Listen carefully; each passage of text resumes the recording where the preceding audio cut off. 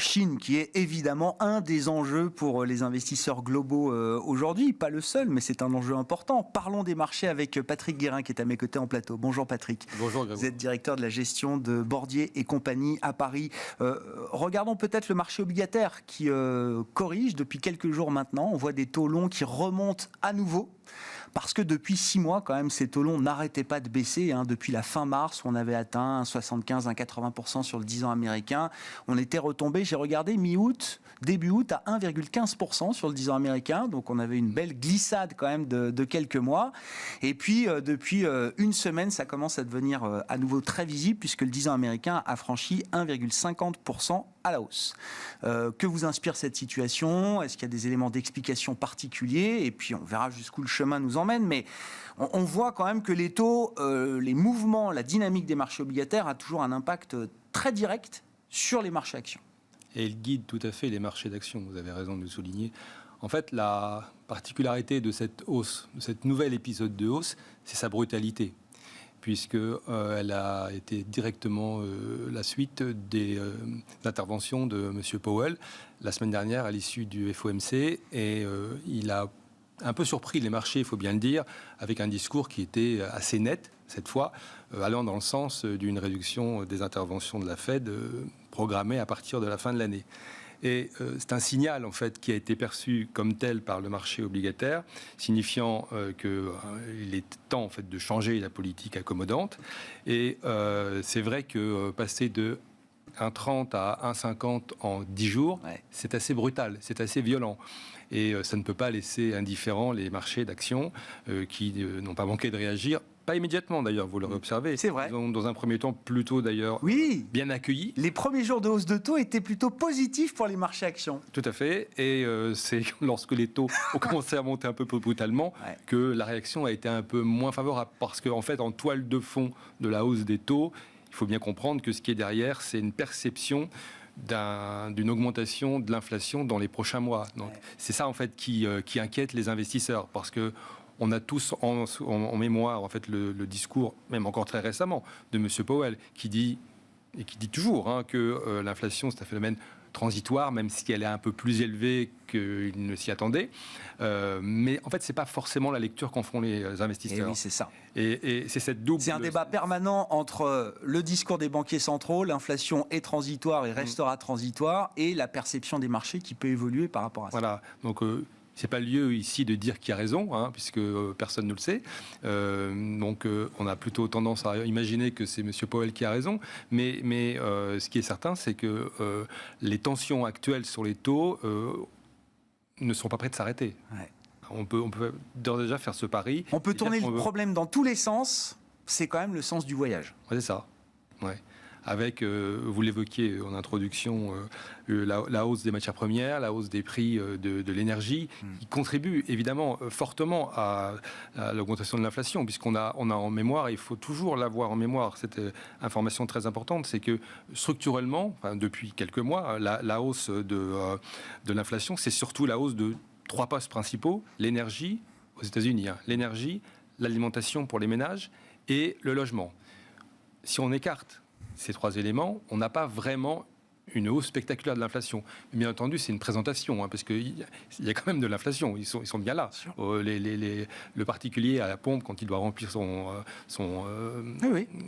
réservoir. Il y a des effets d'optique, des effets loupe très forts sur certains prix. C'est ça, exactement. Ouais. Et donc, ce qui est inquiétant, c'est que ça peut avoir un impact non négligeable sur la consommation dans les prochains mois. Et on a tous en tête que la consommation, c'est 2/3 du PIB. Donc, avec ça, viennent se ajouter évidemment des inquiétudes sur la poursuite de la croissance. Est-ce qu'on ne va pas avoir une décélération de cette croissance ?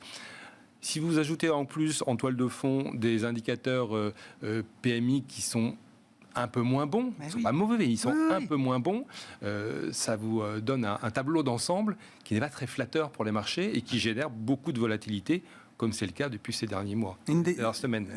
Une des grandes questions sur l'inflation, c'est de savoir si elle se traduit par des hausses de salaire généralisées, parce que des hausses de salaire, il y en a.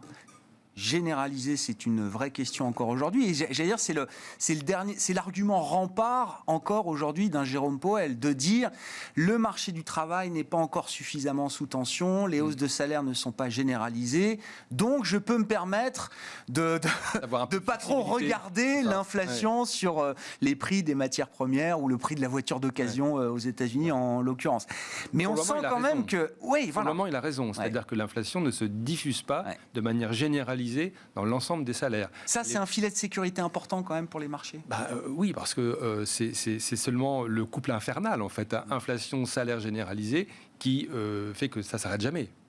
Si c'est contraint parce que c'est lié à des difficultés de recrutement spécifiques dans certains secteurs d'activité, les services, l'hôtellerie, la restauration, j'allais dire, ça va encore.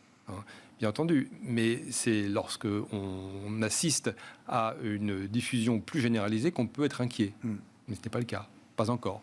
Bon, on voit bien une situation qui devient un espèce de casse-tête quand même pour les banques centrales et pour les investisseurs. Oui.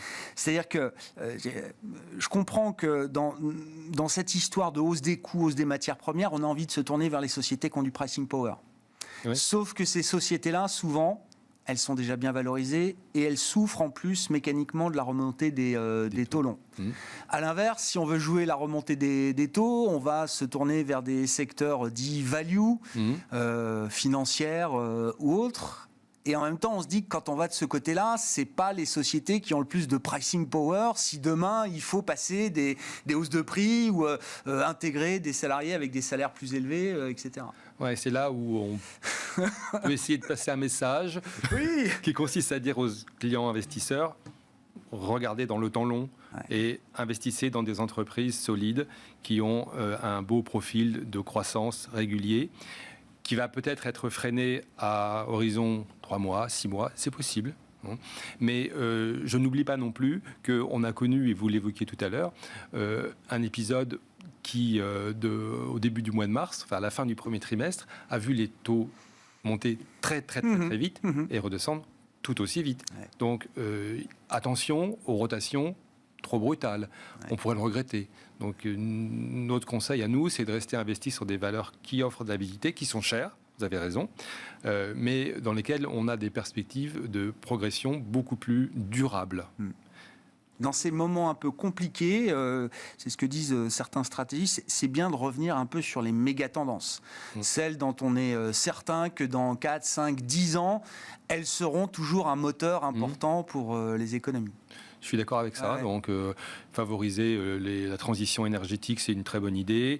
Les fonds climatiques, c'est une très bonne idée. Mais le socle, il ne doit pas être là, en fait. Il faut avoir un portefeuille bien diversifié. Donc, des valeurs de croissance qui constituent le socle et de manière accessoires, non négligeables mais accessoires, les thèmes de transition que vous évoquez, comme par exemple aussi la biotechnologie, qui est une idée passionnante. Et mais attention, parce que ce sont des valeurs qui sont souvent très chères et pour certaines d'entre elles qui ne gagnent pas d'argent. Et le marché va être très exigeant puisqu'on arrive à la saison des résultats et qui va démarrer dans quelques semaines, début octobre, c'est ça. Et on risque d'avoir des périodes un peu difficiles, puisque certaines sociétés vont publier des résultats qui seront peut-être pas très mauvais, mais elles auront des difficultés à communiquer sur leur guidance des mois à venir. Et on n'est pas à l'abri de sanctions très sévères. On l'a vu, je cite là 2 exemples marquants quand même des derniers jours, je crois que c'était la semaine dernière, FedEx et Nike, qui en avance, parce que calendrier, exercice décalé, ont déjà publié leurs résultats et commenté un peu la suite. C'est des boîtes qui opèrent dans un environnement de demande incroyable. Le e-commerce, les baskets, c'est tout ce qu'on achète aujourd'hui, c'est tout ce qu'on consomme aujourd'hui. Férocement. Pardon ? On consomme férocement. Férocement, avec un esprit de revanche. Et pour autant, ces boîtes font des warnings. Donc, ça sera très important d'être extrêmement vigilant sur les communications, les publications. Et donc, dans notre allocation, on sera très attentif à sélectionner les meilleurs. Comment est-ce qu'on peut, je ne sais pas, amener peut-être des protections ? Alors là, c'est des sujets un peu techniques de gestion de portefeuille ou d'allocation, mais comment est-ce qu'on peut apporter, si les incertitudes augmentent, s'il faut être plus précautionneux, comment est-ce qu'on se protège aujourd'hui éventuellement ? En fait, il y y a 3 formes de protection possibles aujourd'hui. La première, la plus évidente, c'est le cash. Parce que c'est toujours utile dans des périodes un peu complexes comme celles que nous sommes en train de vivre, de conserver des poches de liquidité pour pouvoir faire des investissements à bon compte. On ne peut pas évidemment être investi à 100% en cash. L'autre possibilité, c'est d'être investi sur des métaux précieux. Malheureusement, ces derniers mois, ce n'était pas extraordinaire d'être investi trop significativement sur l'or, puisque c'est ça dont je parle. Est-ce que les taux réels peuvent remonter un peu ? Les taux réels peuvent remonter un petit peu. Et ce qu'on voit, c'est que paradoxalement, on a un changement de paradigme, parce que jusqu'à présent, lorsque les marchés se repliaient, ça profitait à l'or. C'est plus tout à fait le cas aujourd'hui, pour plein de raisons, mais c'est plus tout à fait le cas. Et enfin, la troisième possibilité pour se protéger, bien entendu, c'est d'être investi à travers des hedge funds, donc des placements alternatifs qui permettent de résister beaucoup mieux, puisque ces fonds ont pour particularité d'être à la fois longs sur certaines valeurs et courts, c'est-à-dire de shorter, de vendre celles d'entre elles qui leur paraissent les moins à même de résister au marché. Donc voilà un ensemble d'éléments qui peuvent permettre de protéger les portefeuilles dans des périodes troublées comme celles que nous vivons. Parce que ce que je peux dire de manière assez certaine, c'est que c'est pas fini. Merci beaucoup Patrick. C'est fini pour aujourd'hui, mais effectivement, la suite de l'histoire est encore à venir. Patrick Guérin, qui était avec nous en plateau, directeur de la gestion de Bordier et compagnie à Paris. Une séance d'aversion pour le risque, on vous le rappelle, avec des sujets complexes qui sont en train d'animer les marchés en ce moment, et une baisse de plus d'1,5% à mi-séance pour les actions européennes. On se retrouve ce soir à 17h en fin de séance en Europe avec nos invités de Planète Marché, notamment en direct sur Bismart.